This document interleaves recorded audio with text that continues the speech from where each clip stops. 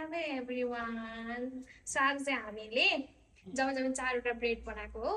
एउटा भनेको चाहिँ हामीले व्हाइट ब्रेड बनाएको, अनि अर्को भनेको बगर बन, अनि अर्को भनेको चाहिँ ब्राउन ब्रेड गार्लिक ब्रेड बनाएको थियौँ। जम्मा चारवटा हामीले ब्रेड बनाएको थियौँ। आजको चाहिँ मेरो कोर्समा बेलुकै भयो, त्यही पनि रिजल्ट चाहिँ एकदम राम्रो आएको छ।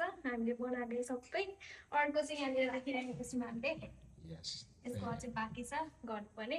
बाँकीको रिजल्ट चाहिँ अन्तिमसँग हेर्नु होला है त। चाहिँ हामी आज ब्रेड बनाएकोलाई चाहिँ अब हामी स्लाइस गर्दैछौँ।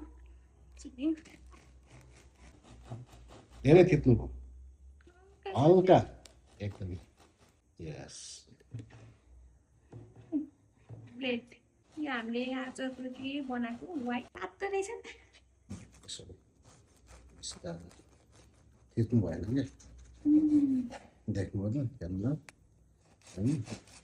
यो खासै सेलाएर मात्रै कटिङ गर्ने हो है। यो चाहिँ अहिले तपाईँलाई मैले देखाउनु चाहिँ यो तातो काट्दिएको, खासमा चाहिँ सेलाएर मात्रै कटिङ गर्छु है। यो पनि दामी आएन, दामी छ, राम्रो छ। सो आज चाहिँ हामीले दुईवटा जम्मा चारवटा बनाएको थियौँ। त्यसमध्येमा यो चाहिँ हाम्रो ब्राउन ब्रेड भएको छ, हेर्दा एकदमै दामी छ। अनि प्लस भनेको फ्लप्पी भएको छ एकदमै, हेर्दा त्यसको सफ्ट भएको छ, नरम। अनि यो चाहिँ हाम्रो व्हाइट ब्रेड हो।